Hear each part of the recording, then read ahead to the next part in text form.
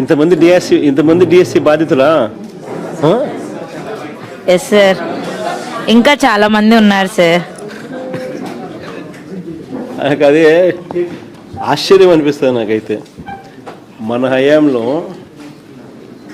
మనము ఎన్నికలు అయిపోయిన 4 నెలలకి గాంధీ జయంతి నాటికి, ఎన్నికలు జూన్లో అయిపోయినాయి, గాంధీ జయంతి నాటికి 1,30,000 మనం సచివాలయంలో ఉద్యోగాలు ఇప్పించినాం. ఒక్క క్రిటిసిజం రాలా. ఒక్కడంటే ఒక్కడు కూడా క్రిటిసైజ్ చేసే పరిస్థితికి మనం ఛాన్స్ ఇవ్వాల. అంత ట్రాన్స్పరెంట్గా చేసినాం. 1,30,000 ఉద్యోగాలు. ఈడ 16,000 ఉద్యోగాలకు దీనికి రకరకాలుగా దాన్ని తిప్పి ఇంత కాంట్రవర్షియల్ చేసి అమ్ముకునే కార్యక్రమం దాకా తీసుకుపోవడం అంటే నాకు ఆశ్చర్యం అనిపిస్తుంది. దాన్ని నడిపించిన తీరు. 18 లక్షల మంది అందులో రాస్తున్నారు. అసలు నిజంగా వీళ్ళు ప్రవర్తించిన తీరు చాలా అన్యాయమైన తీరు. నేను ఒక ప్యానెల్ క్రియేట్ చేస్తాం జగదీష్, ఇది అయిపోయినాక. ఇది డీల్ చేసే దానికోసం మన లీగల్ సైడ్ నుంచి మన లాయర్లు ఎవరైతే, మన సీనియర్ అడ్వకేట్లు ఎవరైతే మన దగ్గర ఉన్నారో, సుధాకర్ రెడ్డి, మన వీళ్ళందరినీ కూడా తీసుకొని వచ్చి ప్యానెల్ క్రియేట్ చేసి ఇక్కడ కల్పనమ్మను, చంద్రశేఖరన్ ఎమ్మెల్సీలు, మన పార్టీ తరఫున టీచర్లు ఎమ్మెల్సీలు ఎవరైతే ఉన్నారో వీళ్ళని కూడా తీసుకొని వచ్చి ఆ కమిటీలో పెట్టి ఇక్కడ మీకు అందుబాటులో ఉండేట్టుగా చేస్తాం. మీకు అన్ని రకాలుగా న్యాయపరంగా మీకు ఖర్చు లేకోకుండా న్యాయపరంగా అన్ని రకాలుగా మనమే దీన్ని ఫైట్ చేసే విధంగా we will take it up. అది చెప్పండి.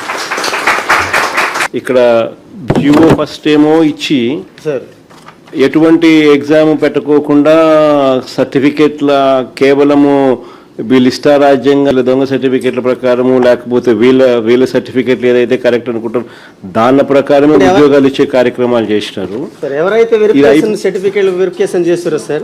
ఆ తర్వాత వెరిఫికేషన్, ఆ తర్వాత వాళ్ళు ఉద్యోగాలు ఇచ్చేసిన తర్వాత ఆ సర్టిఫికేట్ మళ్ళీ జియో అది క్యాన్సిల్ చేసి ఇప్పుడు మళ్ళీ ఎగ్జామ్ మీరంతా రాయాలా అని చెప్పి అంటున్నారు. ఫస్ట్ ఏమో వాళ్ళు ఒక జీవో ఇచ్చినారు, వీళ్ళు ఎలాంటి ఎగ్జామ్కు రాయాల్సిన అవసరం లేదు, వీళ్ళకు ఎగ్జామ్ రాయాల్సిన అవసరం లేకుండా కేవలం వీళ్ళ సర్టిఫికెట్ల ఆధారంగానే మేము అపాయింట్మెంట్ ఇస్తాము అని చెప్పి తర్వాత వాళ్ళ ఇష్టం వచ్చినట్టుగా ఆ కార్యక్రమాన్ని చేసినారు. నువ్వు సర్టిఫికెట్ల ఆధారంగా నువ్వు ఇంకా బలమైన సర్టిఫికెట్ పెట్టినా నీకు ఉద్యోగం ఇవ్వలేదు.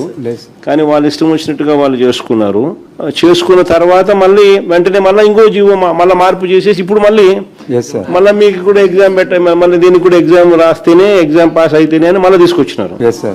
ఎవరికి మేలు చేసేందుకు ఫస్ట్ జీవో తీసుకొచ్చినారు. తర్వాత ఎవరికి మళ్ళీ వాళ్ళ పని అయిపోయిన తర్వాత మళ్ళీ వెంటనే గేట్ ఎత్తినారు, మళ్ళీ పని అయిపోయిన తర్వాత మళ్ళీ గేట్ మూసినారు. At the end of the day ఒకటి గుర్తుపెట్టుకోవాల్సింది ఏంటంటే, ఎవరైతే ఎలిజిబుల్గా ఇప్పుడైతే బాధితులుగా ఎవరైతే ఉన్నామో కోర్టులకు తలుపులు తట్టే కార్యక్రమం చేస్తూ ఉన్నాము. అన్ని రకాలుగా మీ న్యాయ సహాయము, న్యాయ పోరాటం మీతో పాటు కలిసికట్టుగా వైఎస్ఆర్ కాంగ్రెస్ పార్టీ తరఫున లీగల్ సెల్ మొత్తం మీకు అండగా ఉండి నడిపిస్తుంది. We will all stand by you. ఇది ఒకటే కాదు, రేపొద్దున అన్యాయం జరిగింది అని అంటే మాత్రం మళ్ళీ మన ప్రభుత్వం వచ్చిన తర్వాత మళ్ళీ ఒకసారి దీని మీద ఒకసారి రీఎంక్వైరీ చేద్దాం. Don't worry,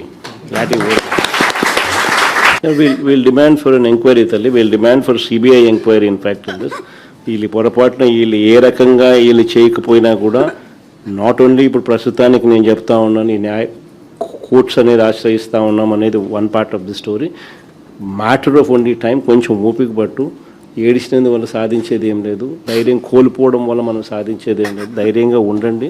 matter of only time. 3 ఏళ్ళు కళ్ళు మూసుకుంటే కళ్ళ అయిపోతుంది. మనం వచ్చిన తర్వాత ఎగ్జాక్ట్లీ ఎవరెవరైతే ఈ రకంగా బాధితులుగా ఉన్నారో మీ స్పెసిఫిక్ కేసెస్ మీదనే ఒక ప్రత్యేక కమిషన్ వేసి ఎంక్వైరీ చేపిస్తాం. నేను చెప్తా ఉన్నాను కదా, ఎక్కడ కూడా అన్యాయం అనేది ఎవరికి జరిగినా కూడా we will repair the system. We will ensure that everybody is posted back. బాధపడితే సాధించేది ఏమైనా గుర్తుపెట్టుకో. ఈ మనం పోరాటం చేస్తేనే మన సమస్య అనేది హైలైట్ అవుతుంది, అందరి దృష్టికి వెళ్తుంది, న్యాయం అనేది జరుగుతుంది. న్యాయం అనేది కూడా మనం పోరాటం చేయకపోతే జరగదు. It can only be justice can only be delayed, it cannot be denied. అది ఒక్కటి ఖచ్చితంగా గుర్తుపెట్టుకో. దేవుడు ఎప్పుడైనా కూడా మనకు తోడుగా ఉంటాడు. Don't worry about it. God will help us, God will guide us. అలాంటప్పుడు 1:1 వెరిఫికేషన్ పిలవకూడదు సార్, మమ్మల్ని అక్కడే ఆగిపోయి ఉంటాం సార్.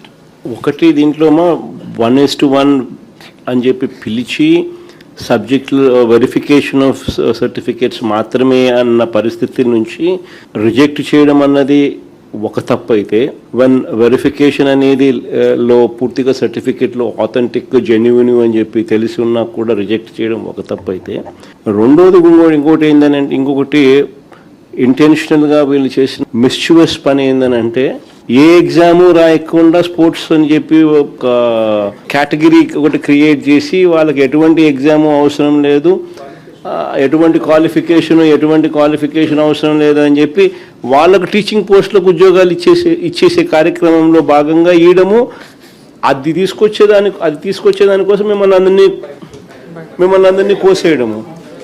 దాని తర్వాత మళ్ళీ సేమ్ థింగ్ను మళ్ళీ క్రిటిసిజం వస్తుందేమో అని చెప్పి వాళ్ళ పని అయిపోయిన తర్వాత మళ్ళీ గేట్లు మూసేసినారు. మళ్ళీ కొత్త ఇంకో జీవో ఇచ్చి లేదు ఇప్పుడు ఖచ్చితంగా వీళ్ళు కూడా ఎగ్జామ్ రాయాల్సిందే అని చెప్పి వాళ్ళకు మాత్రం వర్తించదంట, ఇక మీదట మాత్రం ఎవరికైనా కానీ వర్తిస్తుందంట అని చెప్పి తీసిన. అంటే దాని అర్థమైంది, వాళ్ళందరితో వీళ్ళు మాట్లాడుకొని వాళ్ళందరితో వీళ్ళు ప్రలోభాలకు రకరకాల ప్రలోభాలతో తీసుకున్న తర్వాతనే జరిగింది. అది ఇంకొక ఫ్లా. 3 months బయటికి రాలేకపోయాం సార్, అసలుకి చాలా సఫర్ అయ్యాం సార్. నాతో పాటు మా పేరెంట్స్ కూడా సఫర్ అయ్యారు సార్. ధైర్యంగా పడతారు. మరి ఏం కావాలి ఇంతకన్నా. 1998 బ్యాచ్ ఎప్పుడు చెప్పు, దాంట్లో మా బాబాయ్ కూడా ఉన్నాడు సార్. 98 డిఎస్సి వచ్చి వాళ్ళకి న్యాయం చేసినామంట.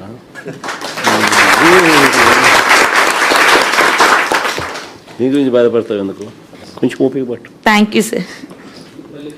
ఫస్ట్ ఎన్ని పద్ధతుల్లో వీళ్ళు చేసినారు స్కాములు అని చెప్పడానికి నిదర్శనాలు, ఫస్ట్ ర్యాంక్ వచ్చిన వానికి, జిల్లాలో ఫస్ట్ ర్యాంక్ వచ్చిన వానికి ఉద్యోగం ఇలా. ఎందుకు ఉద్యోగం ఇవ్వలేదు అని అంటే వీళ్ళు చెప్పేది వెరిఫికేషన్కి రాలేదని. వెరిఫికేషన్కి రానోడు కోర్టుకు పోయి నాకు ఉద్యోగం ఎందుకు ఇవ్వడం లేదు అని చెప్పి కోర్టుకు పోయే కార్యక్రమం చేసినాడు అని అంటే, ఫస్ట్ పేపర్లు లీక్ కాడ నుంచి జరుగుతూ ఉంది.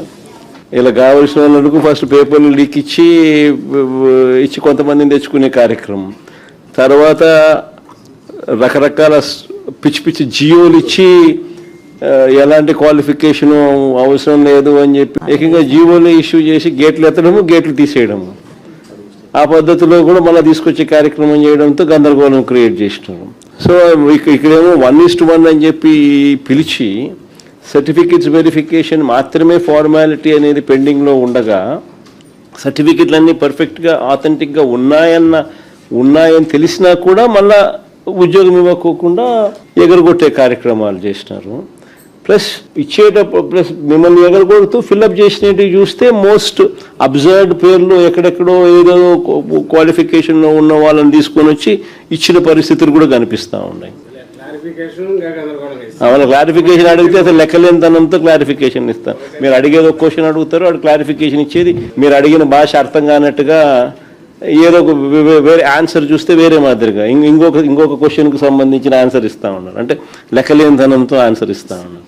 మీ అందరికీ మళ్ళీ ఒకసారి చెప్తా ఉన్నాను, మనకు మాట్లాడగలిగిన వాళ్ళు బహుశా నా దగ్గరికి కొంతమంది రాగలిగినారు, చాలామంది కొన్ని వేల మంది చాలామంది బహుశా రాలేని పరిస్థితిలో కూడా ఉన్న వాళ్ళు కూడా చాలామంది కూడా ఉండొచ్చు. బట్ ప్రతి ఒక్కరికి కూడా నేను భరోసా చెప్తాను, ఇక్కడ ఒక కోఆర్డినేషన్ కింద ఇట్లా ఇద్దరు ఎమ్మెల్సీలు, వీళ్ళిద్దరు టీచర్స్ ఎమ్మెల్సీలే, చంద్ర అండ్ కల్పనమ్మ, వీళ్ళకి తోడు మన స్టూడెంట్ వింగ్ నుంచి ప్లస్ మన లీగల్ సైడ్ నుంచి కూడా మన పార్టీ లీగల్ సైడ్ నుంచి కూడా లాయర్లు అందరినీ కూడా ఎంపానల్ చేసి ఒక కమిటీని ఫామ్ చేసి ఇక్కడ పెడతాం. ఎవరికి ఏ సమస్య వచ్చినా కూడా ఎనీ లీగల్ హెల్ప్, మీరు ఎవరికి రూపాయి కూడా డబ్బు ఖర్చు కాకుండా వీళ్ళే లీగల్గా కోర్టులలో కేసులు వేసి మీ తరపున వాద్యం చేసేట్టుగా వీళ్ళందరినీ కూడా పురమాయిస్తూ ఉన్నాం. సో వీళ్ళందరూ కూడా దానికి అన్ని రకాలుగా కూడా చేస్తారు, చేసి కోర్టులో కొట్లాడే కార్యక్రమం చేస్తాము. మరోవైపున సిబిఐ ఎంక్వైరీ కూడా గట్టిగా అడిగే కార్యక్రమం కూడా చేస్తాము. ఇవన్నీ ఒక ఎత్తు, పొరపాటున ఏదైనా డిలే కావడమో ఇంకోటి కావడమో మీకు న్యాయం జరగని పరిస్థితి ఏదైనా ఉన్నా కూడా బాధపడకు. ఓన్లీ 3 ఏళ్ళే మా దగ్గర మన ప్రభుత్వం వస్తుంది.